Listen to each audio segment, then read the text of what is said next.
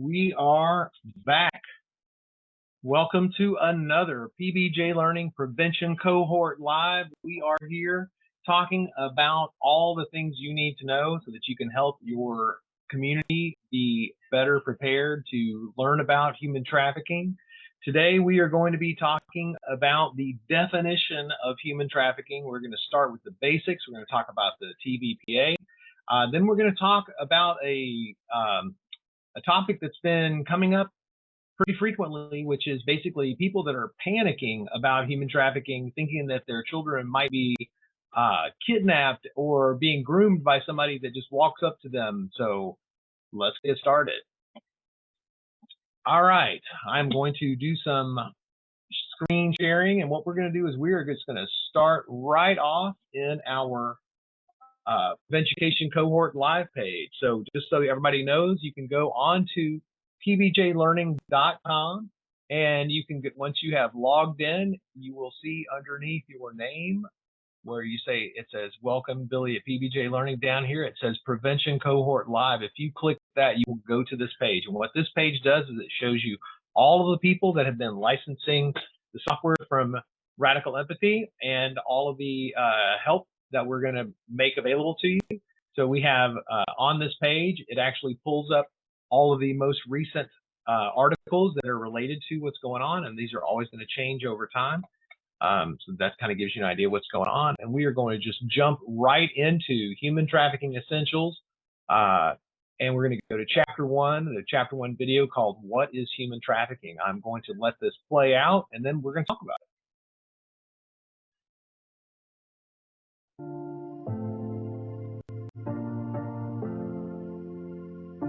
Human trafficking can be difficult to define because synonyms for human trafficking include terms like modern-day slavery and trafficking in persons. Additionally, there are different forms of trafficking, including debt bondage, forced labor, and commercialized sex trafficking. All of this can be overwhelming, and that is why in this section, we are going to look at the two most widely recognized and accepted definitions of human trafficking used throughout the world over the past 20 years. The first definition we will look at is in the Trafficking Victims Protection Act, commonly referred to as the TVPA. This act was signed into U.S. law in the year 2000 and has been reauthorized several times, keeping the U.S. definition of human trafficking the same for more than 20 years. Through several versions and updates, the TVPA definition of human trafficking has remained fairly consistent by dividing human trafficking into two categories: labor trafficking and sex trafficking. Let us go over the TVPA definition in detail together. From Section 103, subsection 8, the first definition is sex trafficking. Like all human trafficking, sex trafficking is a commercial act. The TVPA refers to commercial sex acts as any sex act on account of which anything of value is given to or received by any person. This can be in exchange of money, a good, or services. The TVPA also details the three means in which someone can be trafficked: force, fraud, or coercion. Force and fraud are pretty straightforward, but coercion can be tricky. The TVPA defines coercion as threats of physical harm, scheming or planning that would result in the physical restraint of a person or the abuse or threatened abuse of the legal process. Lastly, the TVPA says anyone under the age of 18 engaging in commercial sex is automatically a victim of sex trafficking without having to establish that force, fraud, or coercion were used. When we look at labor trafficking, it is important to remember that the purpose is not commercializing a sex act. Instead, the purpose is to benefit from a person's labor. Additionally, this is where the TVPA details the actions of trafficking, which include recruiting, harboring, transporting, providing, and obtaining a person. Taken together, the TVPA's definition of human trafficking relies on actions, means, and purpose. This is known as the AMP model. This acronym will make it easier for you to define and identify human trafficking. The next human trafficking definition comes from the Palermo Protocol and is widely accepted internationally. Ratified by the United Nations General Assembly in December 2000, its official title is the Protocol to Prevent, Suppress, and Punish Trafficking in Persons, especially women and children. This non-binding resolution acts as a recommendation for all 193 UN member states to improve international cooperation to catch criminals and assist victims. Article 3 has notable similarities to the TVPA definition. First, in Section A, the actions of trafficking are defined as recruitment, transportation, harboring, and receipt of a person. The Palermo Protocol's means are identical to the TVPA: force, fraud, and coercion. The Palermo Protocol also includes deception and abduction as means of trafficking. These terms are likely encompassed in the TVPA as means of force and coercion. Finally, while the Palermo Protocol definition does not explicitly state purpose, it instead uses the word exploitation. This is appropriate because all human trafficking involves exploiting an individual.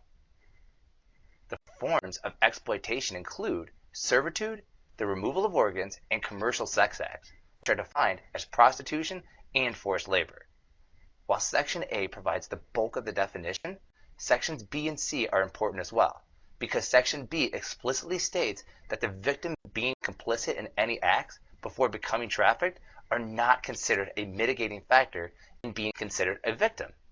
For example, if someone agreed to be smuggled across the border and upon entering a country found out they were going to be trafficked, they are still considered just as much a victim as someone who was kidnapped prior to being trafficked. Simply put, it does not matter how someone became a victim. What matters is that they meet the condition for being a victim. In Section C, the Palermo Protocol defines all exploited children as human trafficking victims, regardless of establishing the means of how they are being trafficked. This is exactly what the TVPA stated about commercial sex and minors. Now that we have gone through both of these widely accepted definitions of human trafficking, you can see the similarities and overlaps and how human trafficking is defined around the world.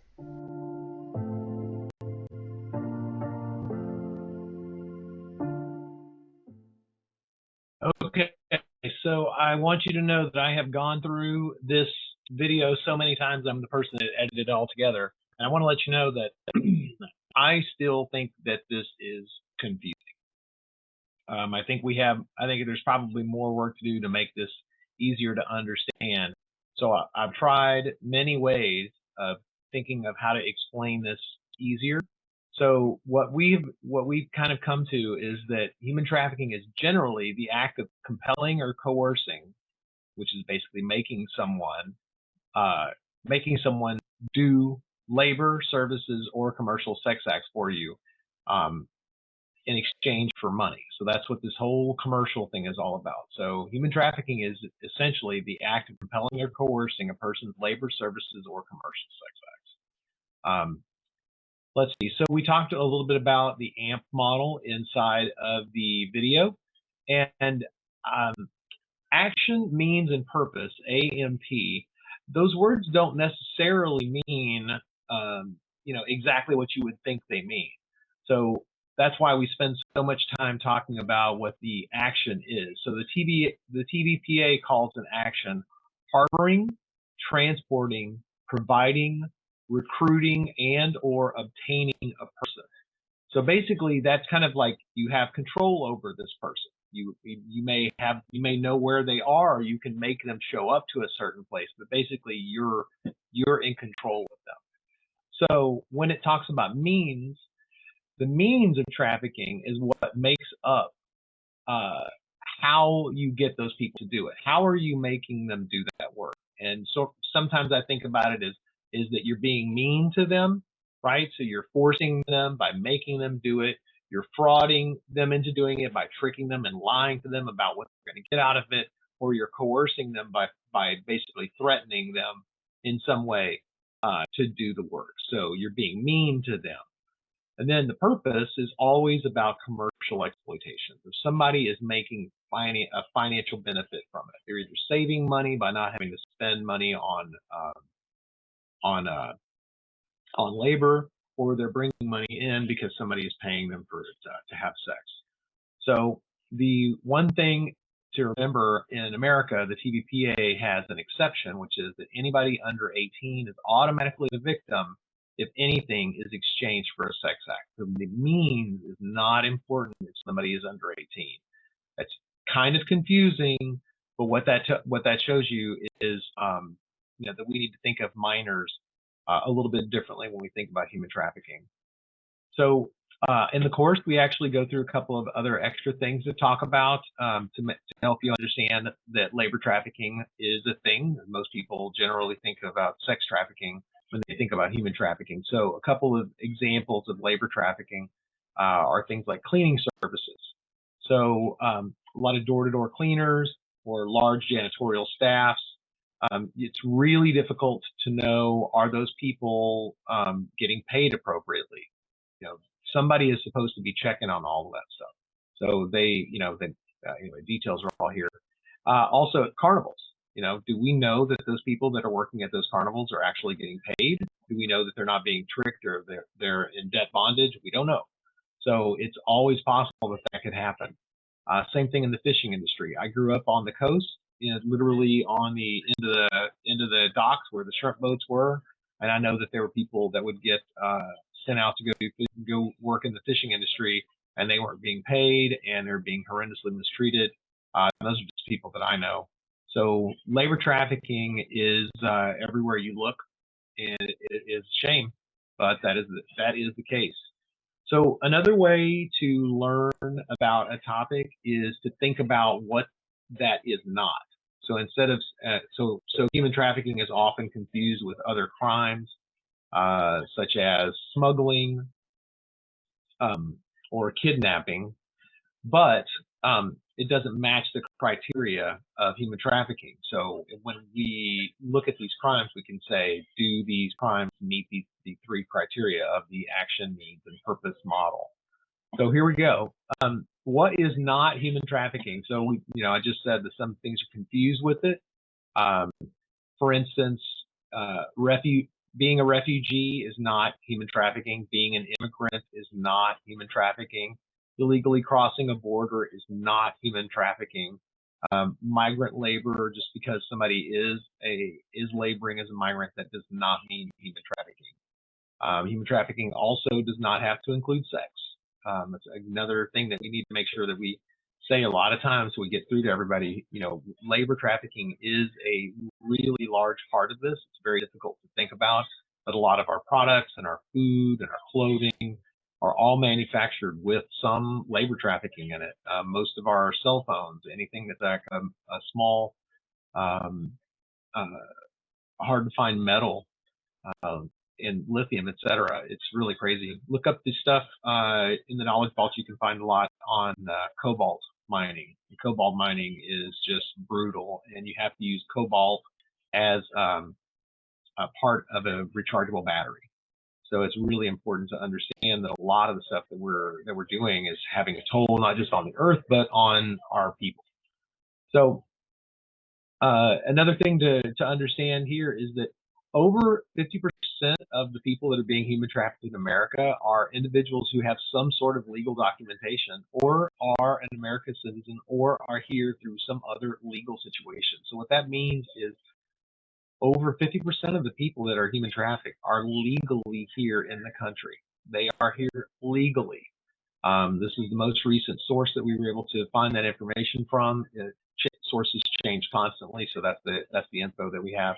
So we're going to go into a little bit of detail on the ANT model analysis. So what we're going to do is we're going to say, well, we have already learned about action, means, and purpose, and then we're going to look at these requirements. And we're going to find out if any of these particular situations are in fact human trafficking.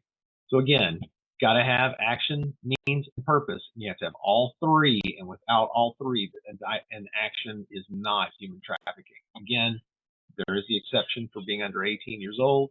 So let's start with why sexual assault is not human trafficking. So sexual assault, the legal definition that I was able to pull up, it's sexual contact or behavior that occurs without explicit consent of the victim. And there's some examples. So in this crime, no one is getting paid. So since there is no commercial exchange, you are missing that AMP requirement. Now let's take a look at this. So you could be obtaining that person to assault them, and yes, you would be forcing them. But if there is no commercial exchange, it is not trafficking. It's still a horrible crime, but it's not trafficking. So this talks a little bit about what's missing. So the purpose requirement. If money, a good, or service was exchanged for the sex act, it would meet the requirements as well as for sexual assault. So you could, yeah, if someone gets benefit from that, like if they had a pimp, then that would be the case. Then it would be trafficking. But as it is not. So let's talk about the thing that is probably most misunderstood on television, by our media, by our politicians, smuggling. So smuggling is not human trafficking. There is a reason it's called smuggling, because it is a different crime. So let's look at what smuggling is. Smuggling is secretly introducing a person or good into a country in violation of customs laws. Now, for example, that might be somebody that crosses over from Mexico to America. Generally, this is done, like they want to do this. So it's like they want to get into the country. So they hire a coyote or some other person that will help them do that. So that is still smuggling. Now, the thing is that once somebody crosses a border, they may be in a vulnerable situation that could put them at risk of trafficking, or the person that could be bringing the person over could give them or sell them to a trafficker at the other end. So the smuggling is still one separate crime, and the trafficking is another separate crime. They're not the same thing. So this is something that's constantly missed in our media. I don't really understand what the problem is. This seems pretty simple to me. The same thing, the complaints about people moving immigrants inside the country. So they'll bust somebody or fly somebody to some other place, and it causes a big stir, and it certainly gets everybody's attention, but that's not trafficking. And you can tell why. There's an action, a means, and a purpose required, and the purpose is financial gain. And I think it's pretty obvious that from the things we've gone, that if you send somebody in a bus, you're not benefiting financially from commercial sex or labor, that I can tell. So just keep that in mind. So then we have, okay, so here we go. Smuggling is not trafficking. Let's talk about the AMP model. So the action of transporting a person over a border, yep, that would be, an action would be met. The means, were they forced, frauded, or coerced? No. Usually when someone is smuggled, they do it on their own. They do it voluntarily. So they're not being forced. Now, if they were, that would be kidnapping, I believe. So you can see, yeah, because kidnapping is when you actually take possession of somebody's body and move it against their will. So even that would be a different crime. Now, the purpose, again, no intent to profit from commercial sex or labor. Now, somebody could, again, they could be smuggled into the country to de-traffic. Those are two separate things. But I think in general, that covers the details that we need to know. Let's see. So let's talk about what's missing. So the means requirement here, some type of force, fraud, or coercion would have to be there if the person was being taken against their will. That would make the means requirement happen. And the purpose requirement against commercial sex or labor act.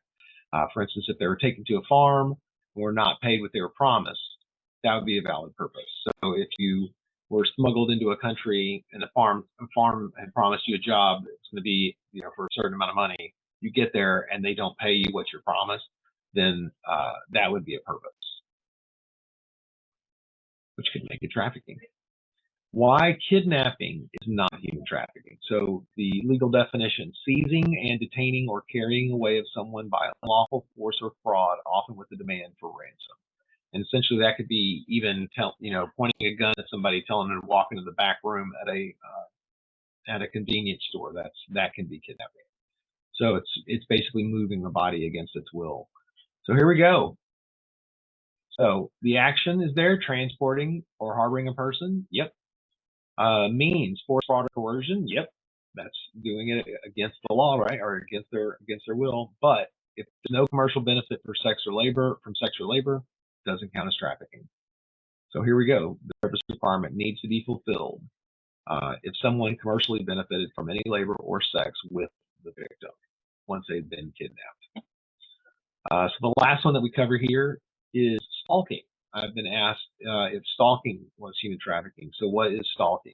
willfully and repeatedly following and harassing another person while making a credible threat to intend to harm that person so much that they reasonably fear for their safety.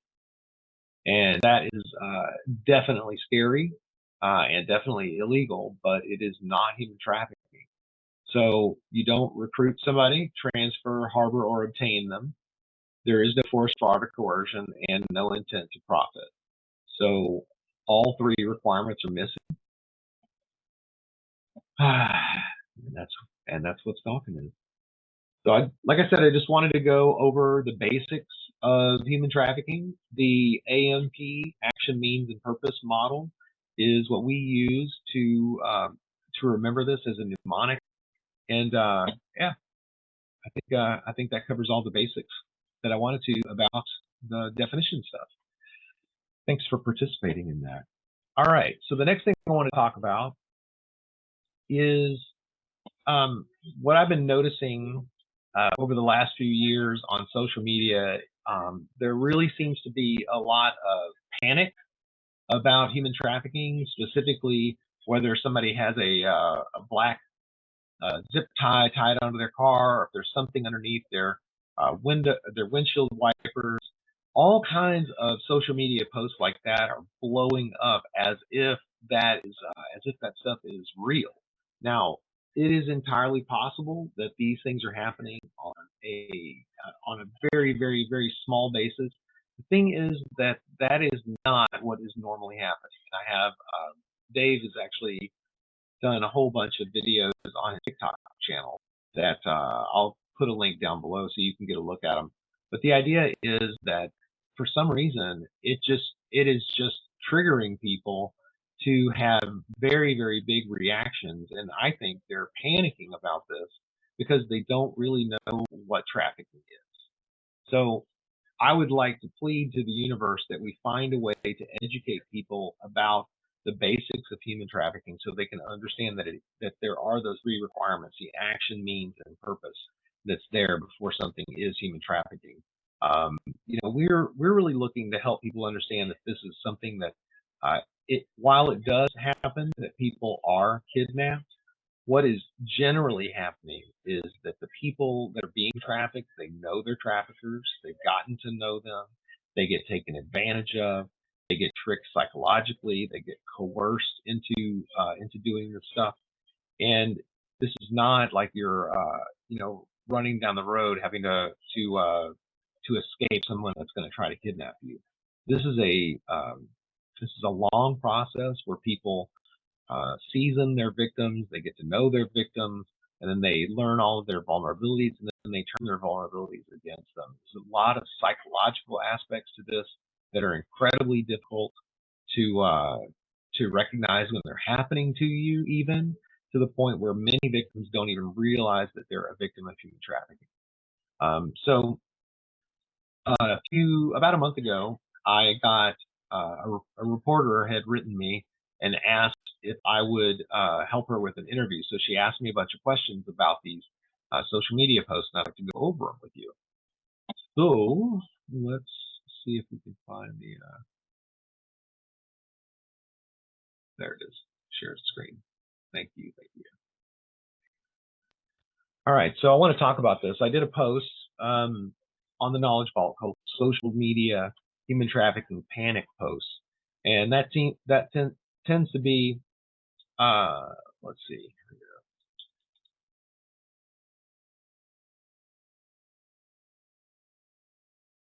All right.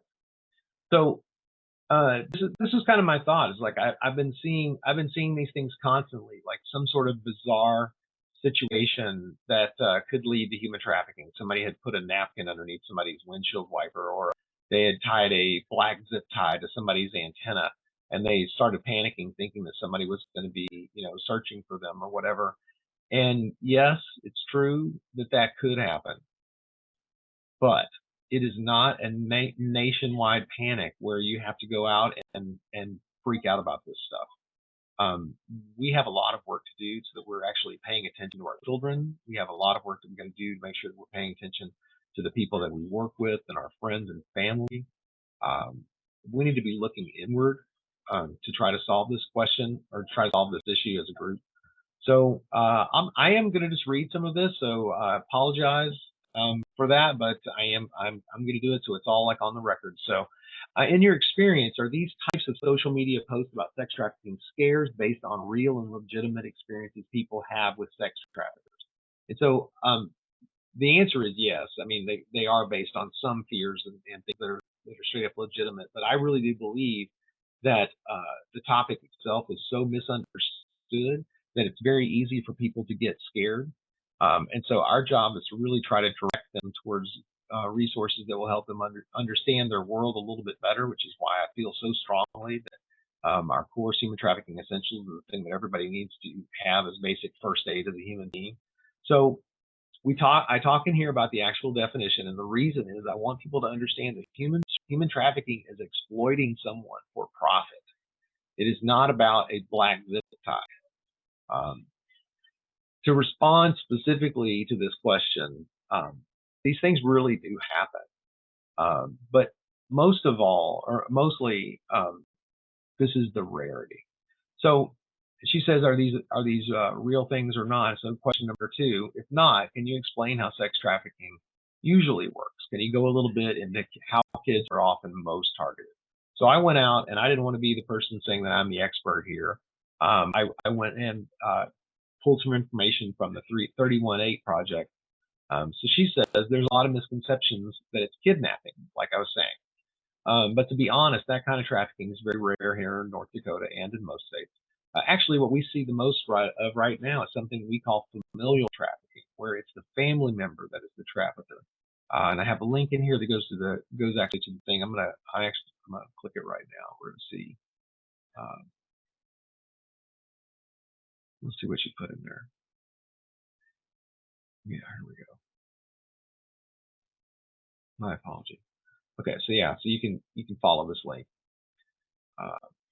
So this talks a lot about how they work there in North Dakota. I apologize.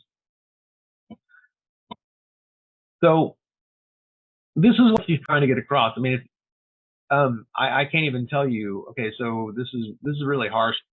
So familial trafficking is where someone is actually trafficking their child or sibling or spouse.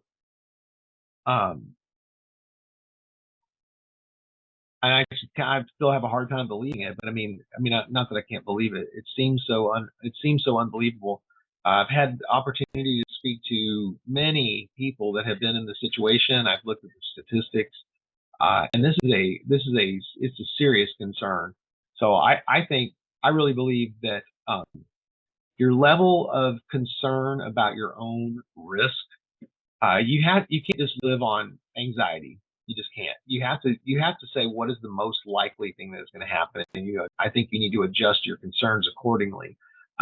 Being kidnapped is just such a small percentage of how somebody becomes trafficked that it's not the thing that I think you need to be most concerned about. Sure, if you're in a bad location, yes, be concerned about being trafficked, but in general, you shouldn't have to live your life daily thinking about that. You are most likely to be trafficked by somebody that you know. I've looked at all the statistics on this stuff.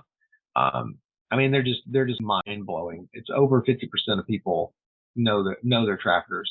And even then, statistics are really difficult in this field. So when you look at them, you have to take everything with a grain of salt. But the statistics they found are just staggering. So really, the thing is, you should be concerned, for yourself or people inside of your friend group or family, because if most people know they're traffickers, guess what? You probably know someone, or maybe you are in a situation that you should take a better look at.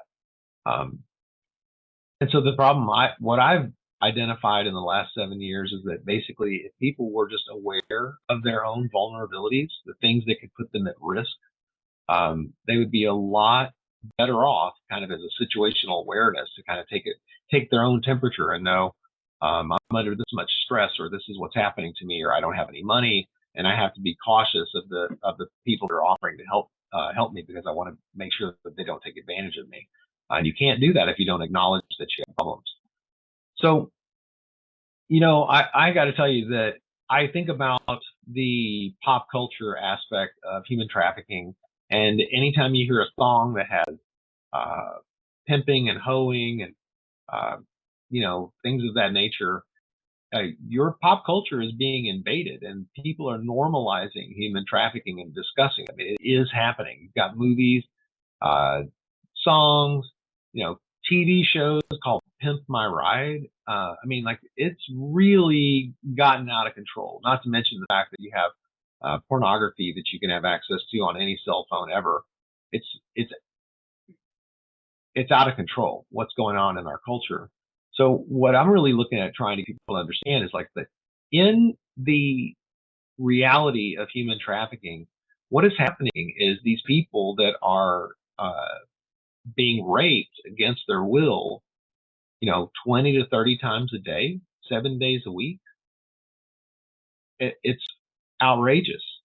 My partner, Dr. David Deeds, he actually did um, his capstone project on this topic, and he included in there the fact that all of those rapes that are happening to these trafficking victims, they're not counted in any of our rape statistics.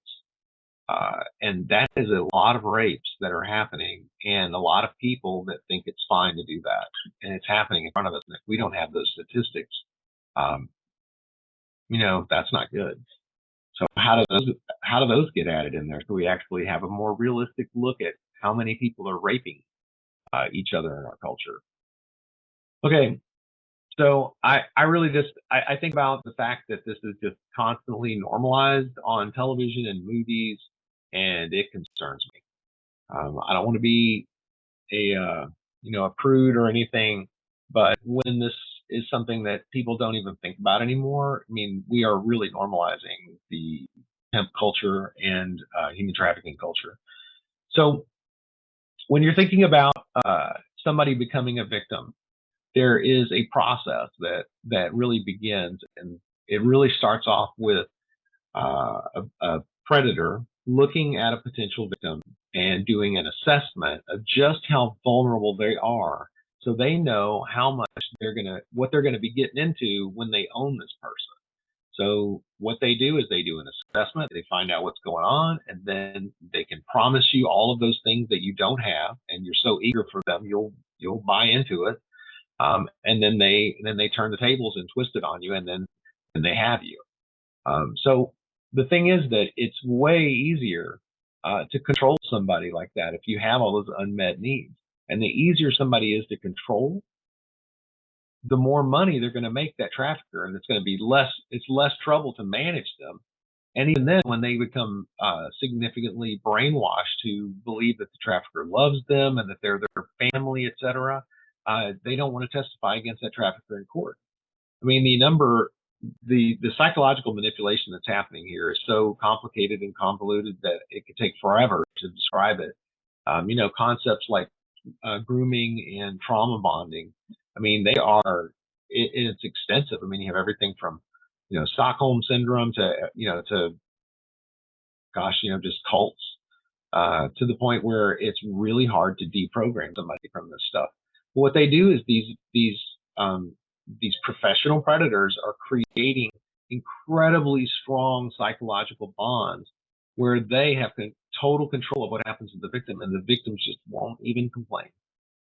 They'll never complain because that person has something over them. And this psychological aspect of trafficking is the thing that's so complicated for people to understand, and you certainly aren't going to get that kind of training in a 15-minute session once every 2 to 3 years. I mean, this is something that really requires true understanding. And this is why I started, Radical Empathy. I wanted to teach people how it feels. When just because you're a human being and you need, attention and love and affection, people know how to manipulate you, and they have perfected this over the eon. So Dave's got a whole bunch of good stuff on here. So like I said, I'd make sure that there's going to be some links. So these are lots of short videos. So I'm going to go ahead and I'm going to play a couple of these things so you can see just what I'm talking about. Probably should have done this earlier, but it didn't. All right, let's make sure we get one that's actually Dave Thief. All right.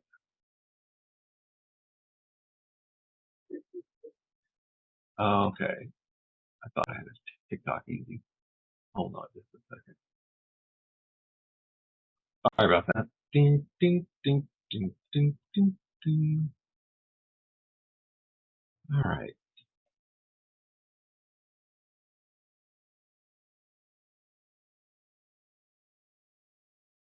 All right, we'll just do this one. Let me start off by saying that I think that you should always be able to ask people questions, especially here on social media where there is just so much misinformation. So, to address your question, you said you like the chart. Let me go ahead and pull up the chart again. Okay, so what you're looking at, I'm back here on the National Human Trafficking Hotlines data analysis for 2021, and all around me here, you'll see different risk factors and vulnerabilities. These are things that contribute to the risk that somebody will end up in human trafficking. The more of these that they have, the more probable that they'll end up being ensnared in it. So there's going to be different risk factors as you see for labor trafficking here, and then different risk factors over here for sex trafficking. So let's take a look at the sex trafficking. What are the things that make somebody vulnerable to being a sex trafficking victim?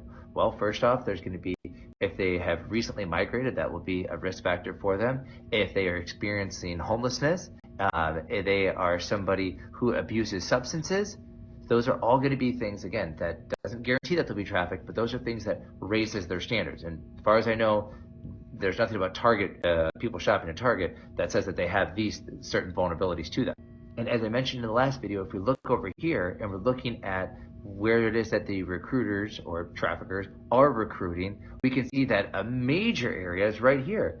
Look at this, the internet. Out of all the people who identified as human trafficking victims, 65% were recruited online. Now, of course, there's the foster homes. Everybody loves to talk about those ones. And then there's definitely other locations. And there is, at the very bottom here, right over here, if you look at right down here, there is the street. So yes, people can be trafficked on the street. That this is people, as you were saying in your comment, people will walk up to people, they will learn about them, and then they will end up being trafficked. So yeah, that can't happen. But go back to the risks and vulnerabilities from that we just came from. They're looking for people who already experience those vulnerabilities. They're not just randomly going into a store and seeing Marco Polo or just picking out anybody. They're looking for people that are at risk, people that can disappear, if you will, and nobody's going to notice them. And then here's the last part of the analysis that I have for you. There's 29 pages of this thing, so it could go on forever. But this is the way that people are brought into trafficking, right? So abduction, does that happen? You know, the stuff that you see on Taken? Sure. But it's barely anything as far as what's happening. And that's what everybody thinks is going to happen, that they'll be abducted out of the parking lot. So look over here and see what is it? What are the top 1, 2, 3 ways that people are being trafficked? Familial, that means that it's somebody that's within their family that's trafficking them, an intimate partner or their employer. In all of these, the trafficker has a relationship with somebody. So is it possible that you could go to a Target and be trafficked? Yeah, but not at the prevalence that TikTok, Facebook, and Instagram and all of these other videos make it seem like it is. I genuinely appreciate you asking this question. Thank you. All right, so that kind of gives you a little bit of an idea of the stuff that Dave's been throwing out there. This is an example of some people that have thrown up some panic posts. Here we go. People are not putting zip ties on your car to traffic you, nor other markings, even using abandoned car seats or crying baby noise. Finally, somebody gets it and has said it right. I've been saying this over and over again. Most people that are getting human trafficked, it's happening from coercion. It's happening from somebody that they know. So that can be work in the respects that somebody can be trauma bonded.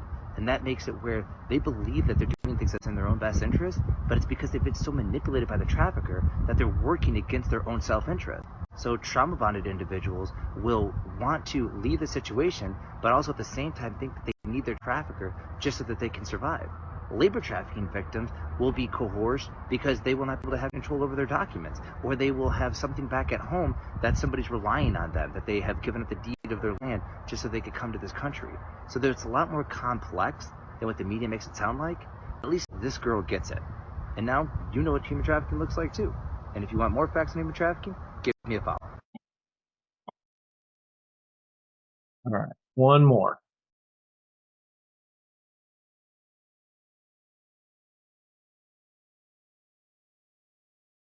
Ladies, be aware of your surroundings. This man followed me around at Target. I just have to ask this.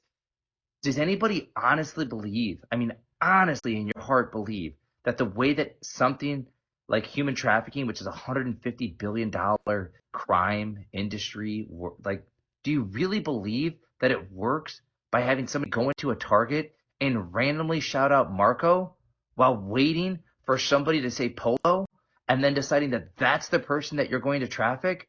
That's the way that people make $150 billion, is that they randomly go into a grocery store or into a department store and just hope to God that somebody responds when they say Marco.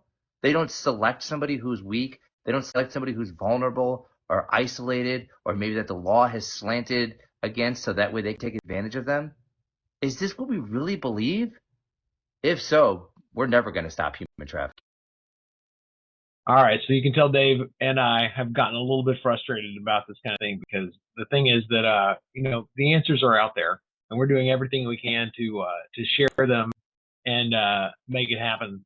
But yeah, so let's see, what else have I got? All right, here we go. We're back. So we're going to jump back into the page. So let's see, number 3, can you also explain why these social media posts could be dangerous and misleading from your perspective? Yeah, I mean, this is what I believe. I believe they're contributing to fear in our population, and that is not helping anybody. In fact, if you have just a general base of fear, what that does is it actually causes your body to get sick. So I also believe that it puts us in a situation where we want to turn the media can use that to have us turn against each other, to find somebody or something else to blame. And honestly, the truth is the real problem is that society is creating these vulnerabilities that these other people are exploiting. The thing that I've come to after 7 years of this is that prevention is the best way to end human trafficking. We have to get everyone to understand what it is, get them to understand how to recognize it happening to them and happening to other people. And once we have that going on, then we can start getting law enforcement to make this stuff happen on the local level that it needs to be. I believe that every human being needs to have at least, and I mean at least, an hour of training on this, just for the psychological safety and security. And I think that once we can all understand that human trafficking is a huge societal problem, because the people that are vulnerable through the vulnerabilities that society has put them through, they're the ones that are getting hurt, then I think we'll actually be able to have a discussion about how to solve this problem in general.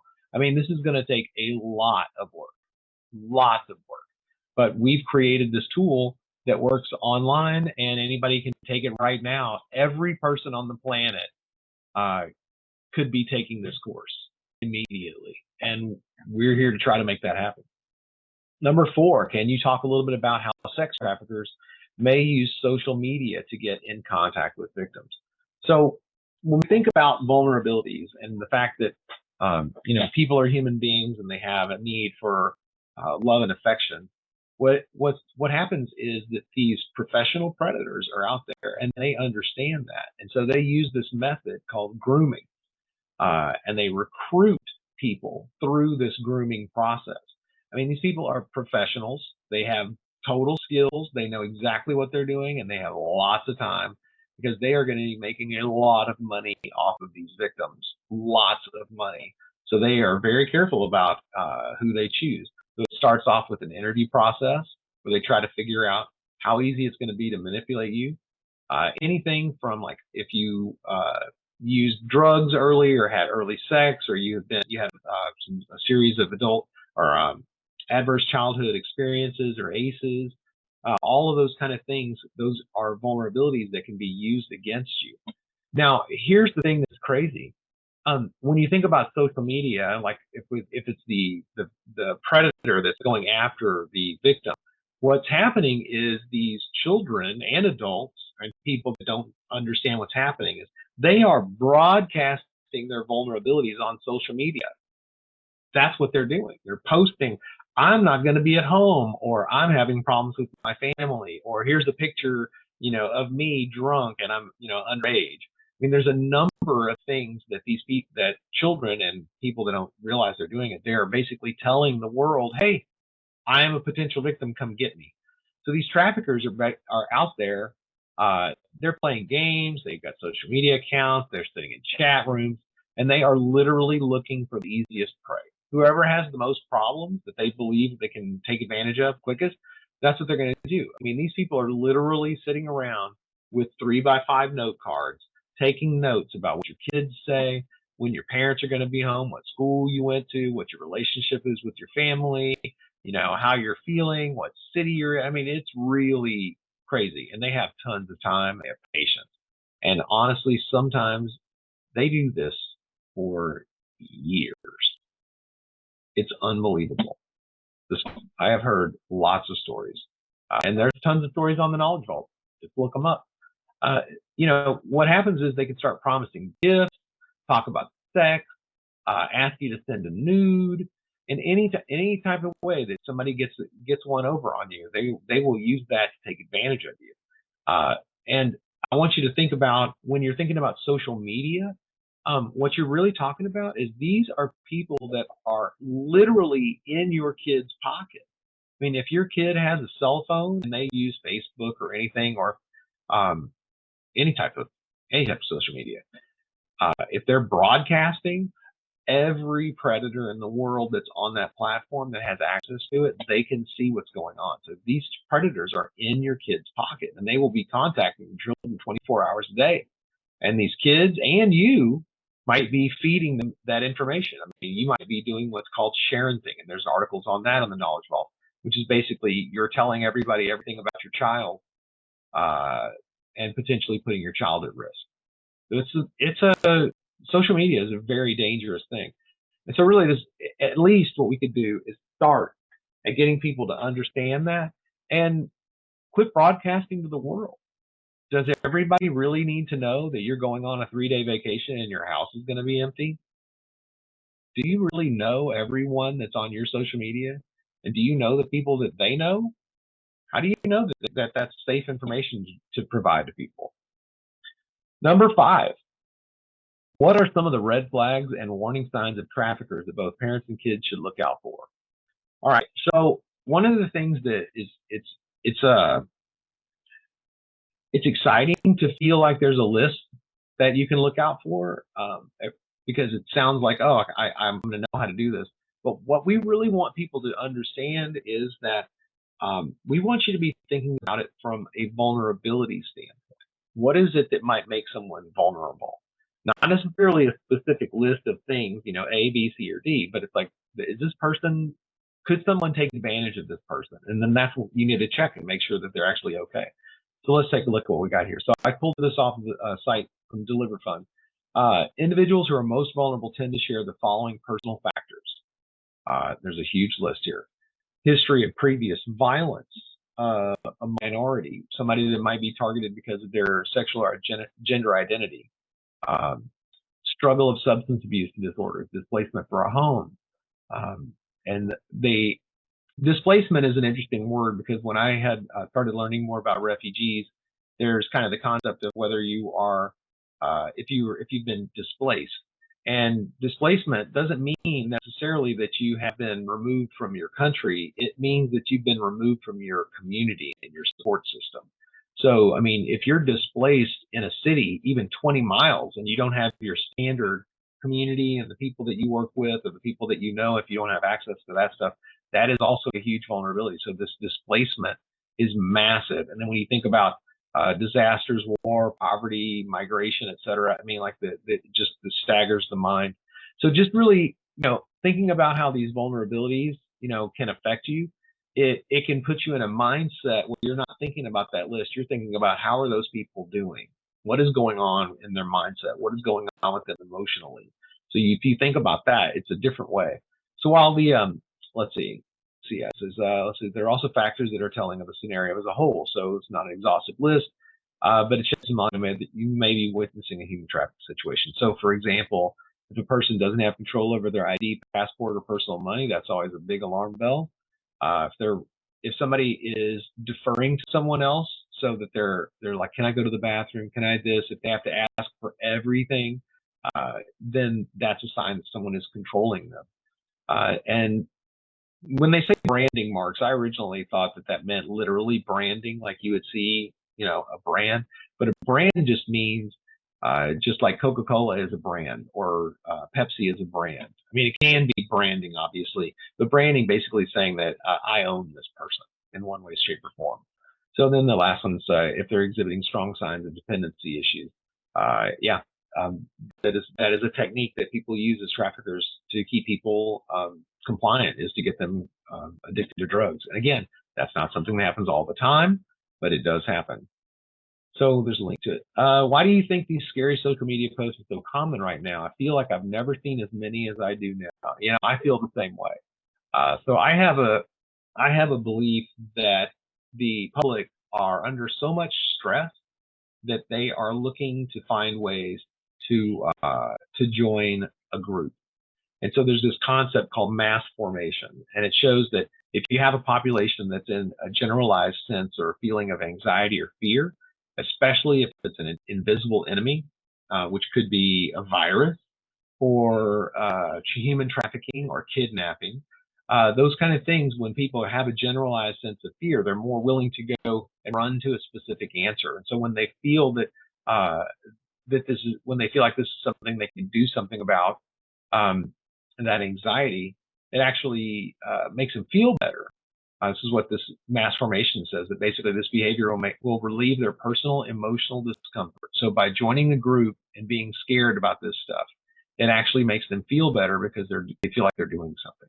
It is a psychological, very complicated psychological situation. I highly recommend that if you are even remotely interested in learning about mass formation, that you look at this stuff and you get to know Matthias Desmet. I've watched a lot of his work. He's really, really intelligent. He is looking at this from a historical standpoint, not a hysterical standpoint. He has researched this thing over the last couple of centuries. This is not a new thing. Mass formation is a way to make you feel better when everything sucks. And I think that is part of how this works. So, number 7. I've seen this brought up in other discussions, and it's something I want to address. Many of these posts are created by middle class or upper class white women and their kids. From my research, this is not the class of people who is most vulnerable to sex trafficking. Can you talk a little bit about who is most at risk? Now, I want to make sure that we talk a little bit about this. We know that they are not as vulnerable to sex trafficking as others, but I believe that these people that are making these posts are under a generalized sense of anxiety and fear, and I believe that they are trying to relieve their personal and emotional discomfort by making these posts. I really believe that is the case.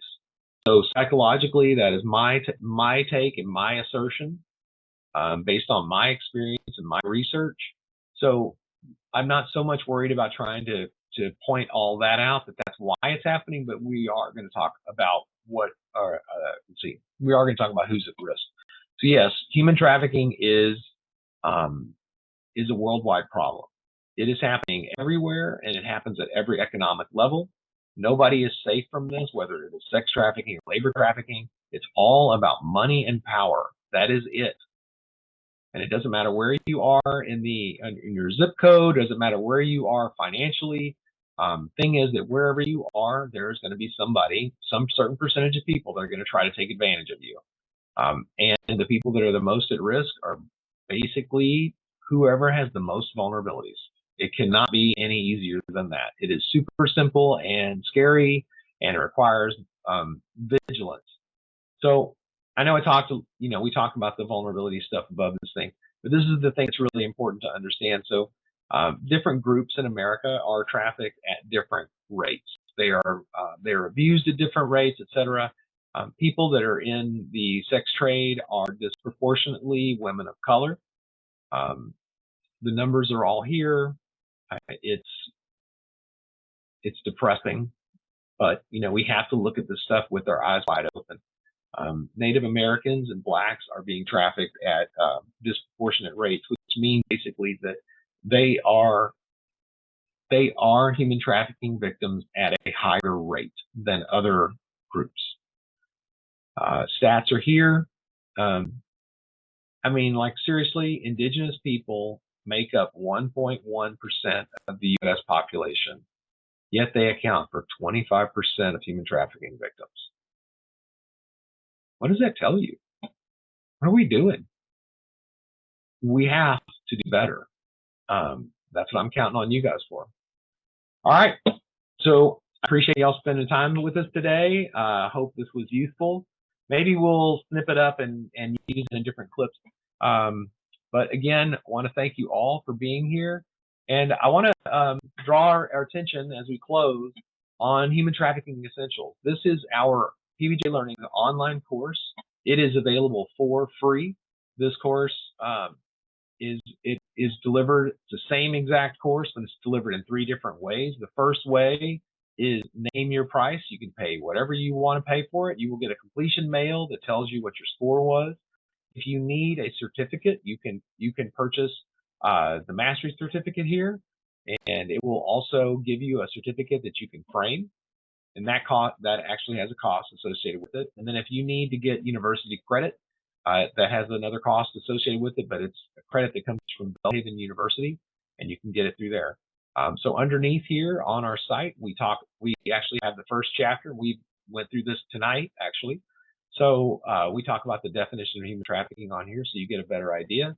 We talk about the learning objectives that are here on the course, what you are going to learn. You're going to learn legal definitions and requirements. You're going to learn that action, means, and purpose are required to be considered trafficking. How vulnerabilities factor into this, what are common red flags, risk factors, vulnerabilities, and what are proper responses. This works completely online. No teacher required. You can do it all yourself, start, stop, and continue learning on any device at any time. With the mastery certificate, you will get a certificate of completion with a money-back guarantee. If you get certificate continuing education units, we will guarantee that they will be accepted by an organization where your money is back. You will be seeing 30+ minutes of original instructional videos that are animated as well. Tons of animated or tons of interactive lessons and activities. And when you are finished, you will be able to show that you learn these learning objectives through assessment-based testing. We have a test that's a pre-test and a post-test, so you'll see that you actually learned something. I don't know how much of this you've gone through yet, but interactive learning is absolutely the best way to learn anything.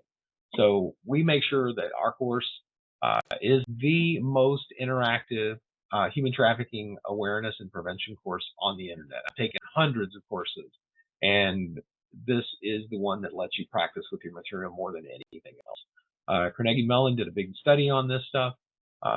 You can read all this stuff. You can see that we've been accepted by professional organizations. We're actually a member benefit for the International Video Games Association. Governor State University and College DePage have used this. This is a list of all the stuff that's in all of our videos, so you can have a better idea of exactly what it is that you're going to be learning in the course. A little short descriptor on Dave and me.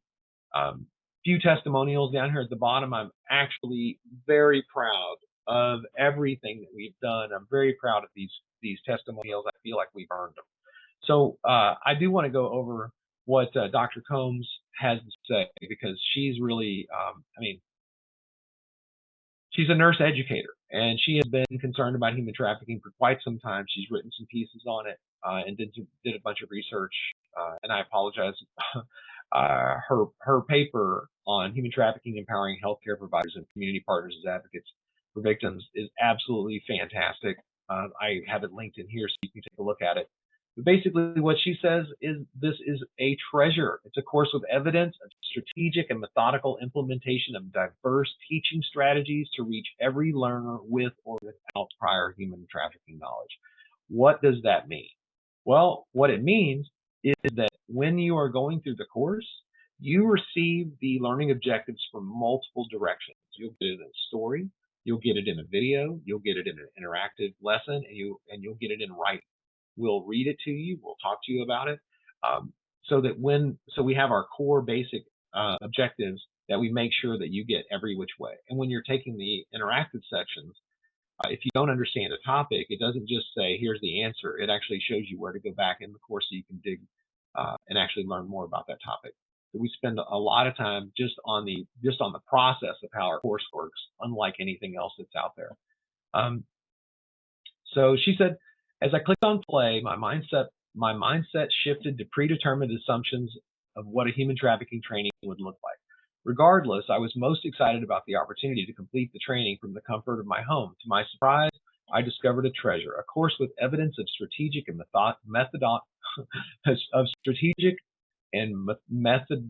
methodical, my goodness, what is wrong with me? Methodical implementation of diverse teaching strategies to reach every learner without prior human trafficking knowledge. The course overall was engaging, easy to follow, interesting, and divided into small sections with application exercises, allowing for immediate use of the information learned.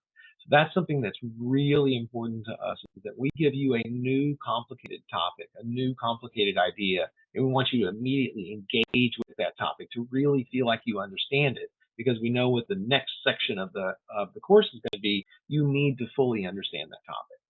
Earlier tonight, we went through Chapter 1 of Human Trafficking Essentials, and we spent a lot of time in the action, means, and purpose definition section. And we did that because all of those interactive activities are getting you to practice and practice and practice and think about the answer instead of having me just tell you what the answer is. So the segments and activities were so engaging that I felt excited and accomplished at the end of each one, as my intellectual growth was evident. Yes, it feels good to learn something new and actually feel like you understand a topic. So she liked the use of drag and drop, matching, and video cases to help connect the dots was impressive. So we tried to put things in that were accomplishable by every user, and it was very important to us to let people feel successful instead of just overwhelm them with all kinds of different cool things. So we feel confident that it's good. So I don't want to go all the way through this. We have a number of other people who have taken the course, and they've left us some wonderful testimonials here. We're so excited about having the opportunity to work with you guys. Please, if you know anyone that is looking for an online course, please recommend Human Trafficking Essentials. It's super easy to do. All you got to do is go to our site and click on Human Trafficking Essentials right here at the top center. This page right here, this URL is the one we want you to share. Anybody should be able to get online and take this course and get educated within an hour to 3 hours, depending on the rate that they go through it. So really excited. Thank you again for all of your help and your time and your love and all of the work that you're doing out there, everybody. Y'all are the best, and we look forward to talking to y'all soon. All right. Be awesome. Believe in yourself.